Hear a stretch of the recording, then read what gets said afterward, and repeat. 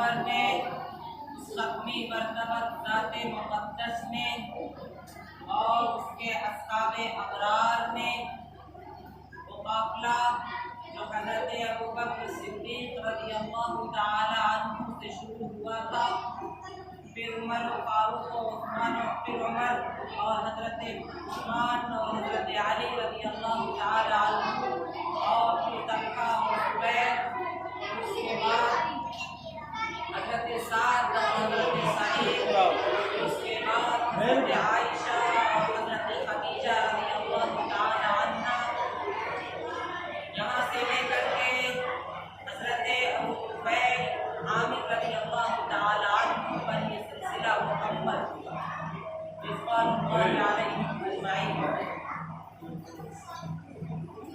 بلا مبالغہ 1.25 لاکھ افراد پر مشتمل صحابہ اور صحابیات کا یہ قافلہ، اگر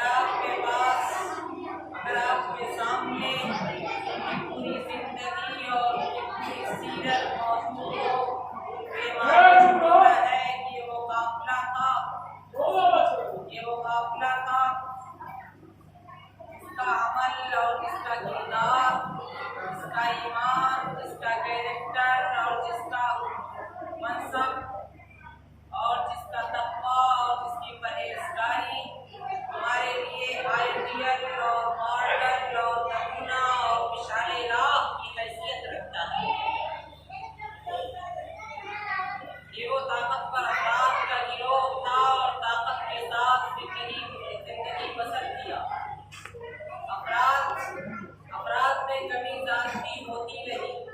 ظاہر ہے کہ مکی زندگی کے حالات کچھ اور تھے، مدنی زندگی کے حالات کچھ اور تھے، ابوبکر صدیق رضی اللہ تعالیٰ عنہ کے زمانے کے حالات کچھ اور تھے، پھر عہد فاروقی، عہد عثمانی اور حضرت علی رضی اللہ تعالیٰ عنہ کے زمانے میں ترجیحات اور واقعات اور حالات مختلف رہے ہیں، لیکن جو چیز مشترک تھی وہ تھی ایمان کی طاقت، جو چیز مشترک تھی وہ تھی ان کے کردار کی طاقت، وہ تھی یقین کا استحکام، وہ تھا اپنے مشن میں سنجیدہ رہنا، وہ تھا اپنے موقف پر اٹل رہنا، وہ تھا حالات کے سامنے کبھی بھی مایوس اور نا امید نہ ہونا، بلکہ تمام حالات کا مقابلہ کرنا،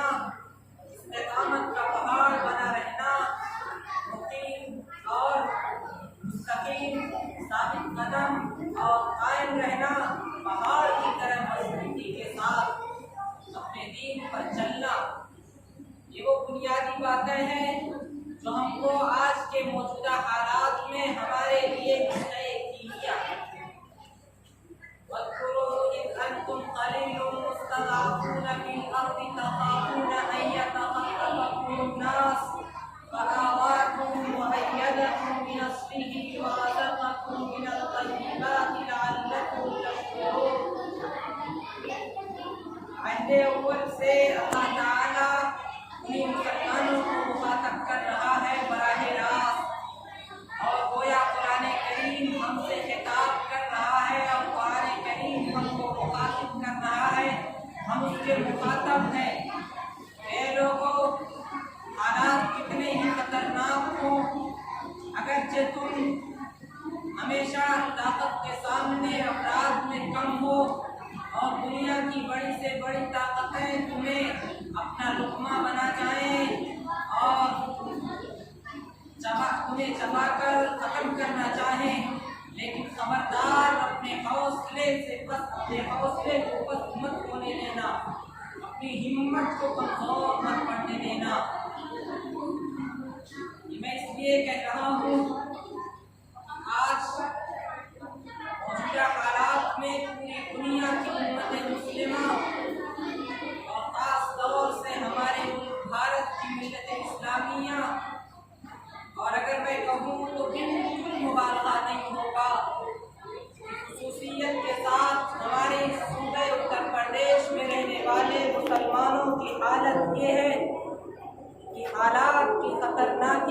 सामने, हालात की नासाजगारी के सामने उम्मत का बहुत बड़ा तबका मायूस, नाउम्मीद, शिकस्त खुर्दा, मरहूबियत की नफ्सियात का शिकार हालात के सामने सरेंडर कर चुका है। ये है आज के मुसलमानों की सूरत हाल।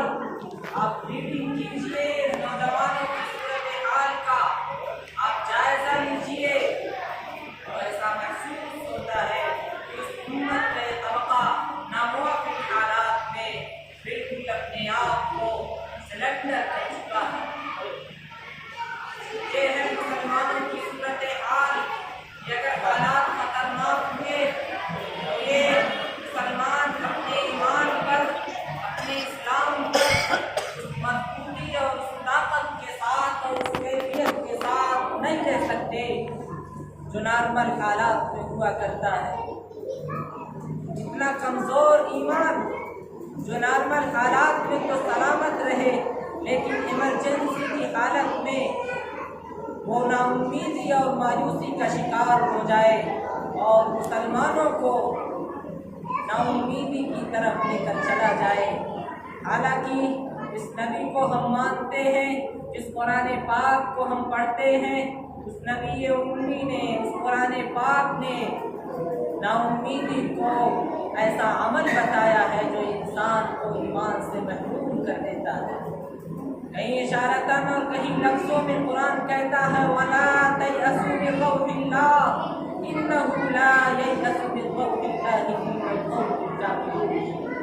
अल्लाह की रहमत से मायूस मत होना, क्योंकि अल्लाह की रहमत से मायूस वही लोग होते हैं जो ईमान से महरूम होते हैं।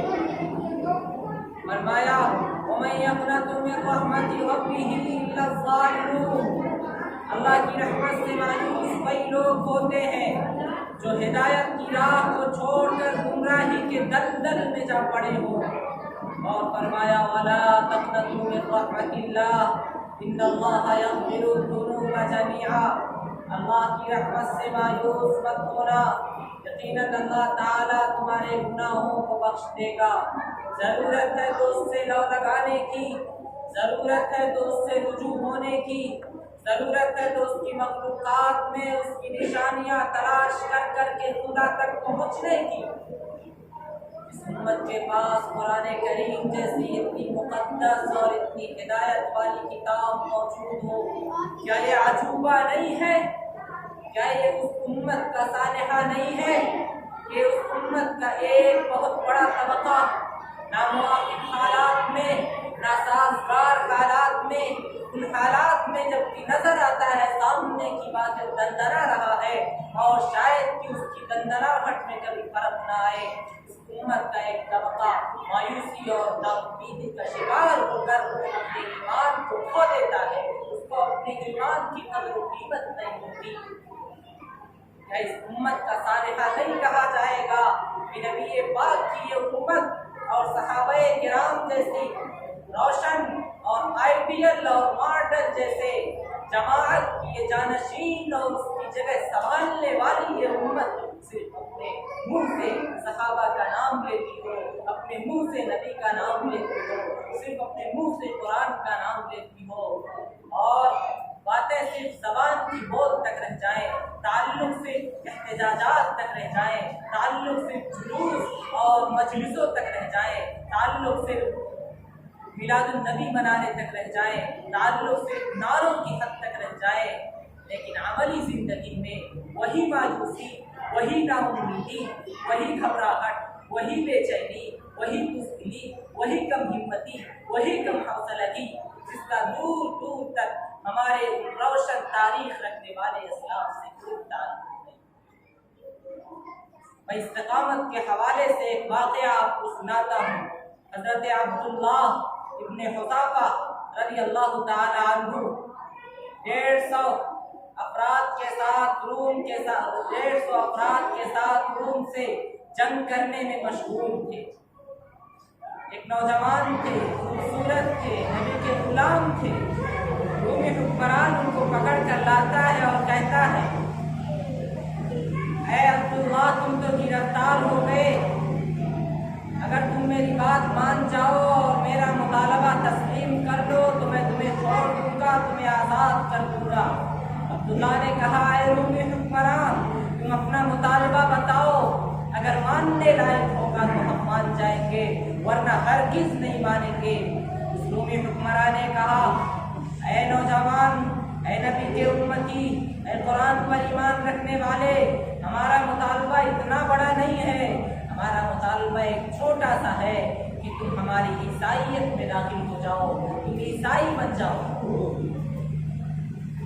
मैं अपनी बेटी से तुम्हारा निकाह कर दूंगा, अपनी सल्तनत में तुम्हें शरीक कर दूंगा, लोग तुम्हें रूमी हुक्मरान का दामाद कहेंगे, तुम्हें मनसब अता किया जाएगा, तुम्हें इज्जत मिलेगी। ये 1450 साल पहले का वाक़या है, लेकिन जब इसको सुना जाता है और पढ़ा जाता है तो रोंगटे खड़े हो जाते हैं। हज़रत अब्दुल्ला तड़प उठे, उन्होंने कहा, ऐ रूमी हुक्मरान, तुम चाहते हो कि हम ईसाइयत में दाखिल हो जाएं, हम तुम्हारे मज़हब को कबूल कर लें?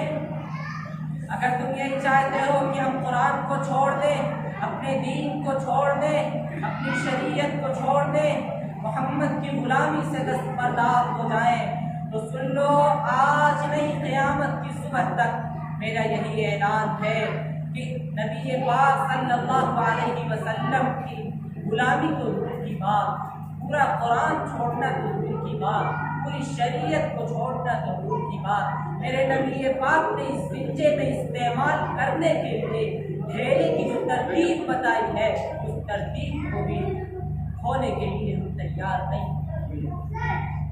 रूमी हुक्मरान ने कहा, मैं गिरफ्तार कर लूँगा, तुम्हारे पैर में बेड़ियाँ डाल दूँगा, तुम्हारे हाथ में हथकड़ियाँ पहना दूँगा। अब्दुल्ला ने कहा, ला तमुतुन्ना इल्ला व अंतुम मुस्लिमून, कुरान कहता है, या अय्युहल्लज़ीना आमनू हक़्क़ तुक़ातिही व ला तमुतुन्ना इल्ला व अंतुम मुस्लिमून। उन्होंने कहा, अगर ईमान पर मौत आएगी तो ठीक है, मेरा मरना ईमान पर होगा, अगर ईमान के साथ जिंदगी बसर होती है तब तो ठीक है, लेकिन ऐ रूमी हुक्मरान, तुम अगर ये चाहते हो और कि हमें अपनी बेड़ियों से और अपनी हथकड़ियों से और अपने धमकियों से डरा सकते हो, तो तुम्हारी बेड़ियाँ, तुम्हारी हथकड़ियाँ हमारा कुछ बिगाड़ नहीं सकती। ये थी इस्तिकामत, ये था जज्बे ईमान, ये था कुफ्र के सामने डटे रहना, ये था अपने मिशन में संजीदगी इख्तियार करना, ये था पहाड़ की तरह मजबूती के साथ जमे रहना। आजकल इस उम्मत के लोग, हमारे नौजवानों की हालत ये है कि हालात नासाजगार होते हैं तो अपने ईमान से मजबूर हो जाते हैं। इसकी सबसे ज़्यादा हमें फिक्र करने की ज़रूरत है। इसमें सबसे बड़ा दखल अगर किसी चीज़ का है वो तालीम का दखल है।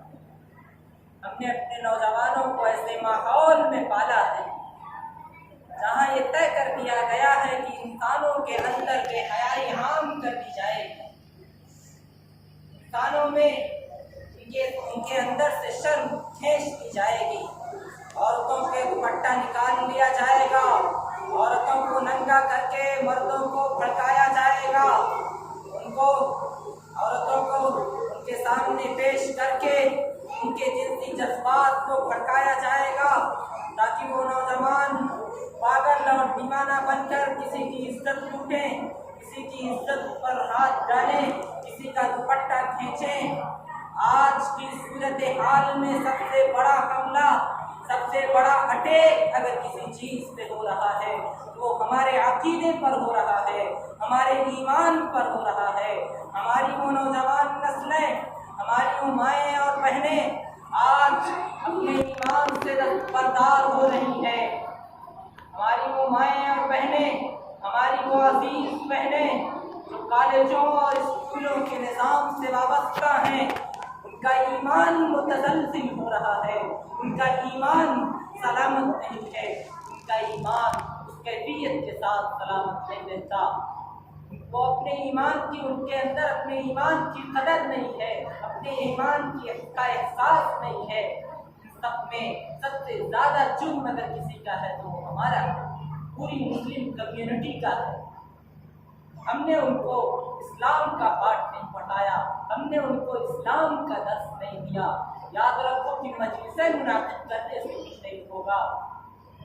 हज़रत मौलाना फ़कीर इस्लाम अबुल हसन अली नदवी रहमतुल्लाह अलैह फरमाते थे, मजलिसें मुनाकिद करने से कुछ नहीं होता, सीरत के जलसों में सीरत नबवी सुन लेने से कुछ नहीं होता। अगर अमल हमारे अंदर नहीं है, ये सुनना और सुनाना भी हमारे लिए वबाल जान बन सकता है। फिर इस तालीमी निज़ाम के लिए मैं आपको बताऊं कि आज सूरत हाल यही है, बच्चों की तालीमी निज़ाम, बच्चों के लिए तालीमी निज़ाम कायम नहीं किया गया, उनको उस माहौल में भेज दिया गया और उनको उसके हवाले कर दिया गया, जिसके लिए जो कि न इस बात का मुद्दई है और न इस बात का अहल है कि वो बच्चों को ऐसी तालीम देगा जिस पर नजात का दारोमदार है। वो उनको पैगम्बरों की वो तालीम देगा जिस तालीम से नावाकिफियत के नतीजे में ईमान से इंसान महरूम हो जाता है, उसकी आखिरत तबाह हो जाती है। याद रखो, पहले ज़माने में तालीम सरकारी तालीम थी ऐसी नहीं थी, बल्कि पहले बिल्ली और कुत्तों के किस्से थे, उससे बहुत ज़्यादा हमारे अकीदों पर असर नहीं पड़ता था। लेकिन आज ये सूरत हाल नहीं है। आज सरकारी निसाबी किताबों में अकीदों पर असर डालने वाले मज़ामीन और असबाब और वो किस्से डाले गए हैं जिससे इंसान का और बच्चों का अकीदा बिगड़ जाता है और बच्चों को इज्तिमाई तौर पर ऐसे ऐसे काम करने पड़ते हैं जो इस्लाम के अकीदे तौहीद के बिल्कुल मुनाफी है।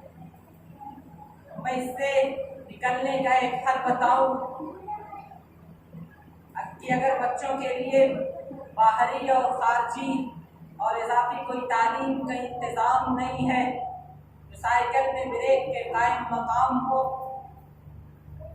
जो बच्चों के लिए उनके ईमान के तहफ़्फ़ुज़ का इंतज़ाम करने वाली हो, इसी तरह अगर बच्चों के लिए कोई तौहीदी और इस्लामी रोज़ दिया जाता हो, कोई मकतब और दीनी कोई हल्का, दीनी कोई किताब हो, उनके वालिदैन उनको दीन की बात बताते हो, दीन की तलकीन करते हो, दीन का माहौल हो, घर में इस्लामी माहौल हो, तब तो ये बात समझ में आती है।